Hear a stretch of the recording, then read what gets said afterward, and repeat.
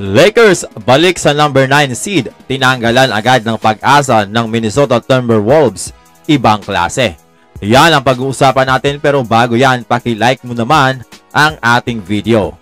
Umabot sa 26 points ang naging kalamangan ng Cleveland Cavaliers versus Clippers, pero biglang nagbago ang momentum at na-outscore ng Clippers ang Cleveland Cavaliers 27-18 sa third quarter alone.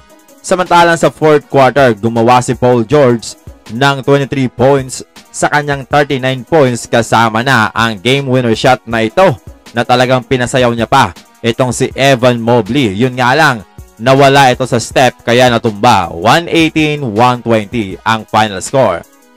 Kung si Evan Mobley mga amigo ay natumba, si Dillon Brooks naman ay na-outbalance lang ang kanyang ankle sa pagbantay kay Luka Doncic. Kaya naman, naibaw nito ang kanyang 3-pointer sa third quarter. Nanalo dito ang Dallas Mavericks sa isang overtime game. Siyempre, salamat dito kay Dante Exum sa pagbuslo ng kanyang buzzer beater 3-pointer to send the game to overtime. Siyempre, malaking bagay dito yung pagmintis nga ng free throw nitong si Smith Jr.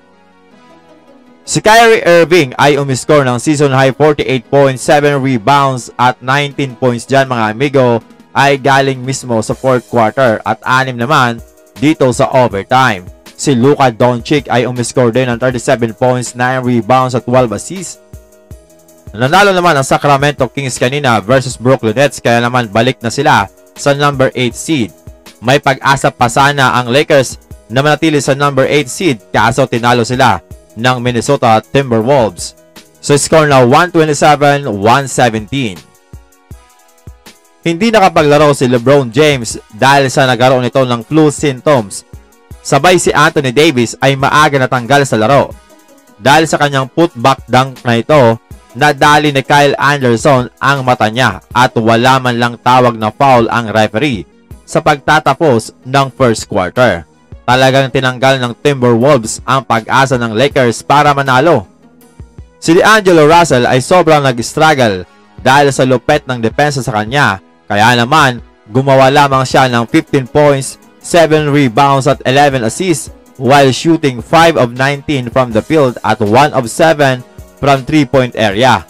Pareho sila ni Austin Reeves na sobrang nahirapan kung saan nag-ambag lamang ito ng 14 points while shooting 4 of 14 from the field at 2 of 8 from 3-point area. Nag-step up naman si Rui Hachimura na gumawa ng 30 points, 4 na 3-pointer on 11 of 17 shooting from the field.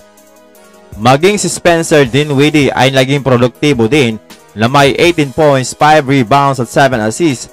Samantalang napakainit naman ni Naz Reid para sa Timberwolves na may 31 points, 11 rebounds at 6 3-pointer. Samahan pa yan ng 26 points ni Anthony Edwards. Depensa talaga ang nagpanalo dito sa Minnesota Timberwolves, plus nadomina nila ang ilalim sa pagkawala nga ni Anthony Davis at napigilan pa nilang pumutok si D'Angelo Russell. Ito ang mahirap kapag playoffs na, malamang talagang matindi ang magiging depensa ng opposing team kaya dapat makapag-adjust dito si D'Angelo.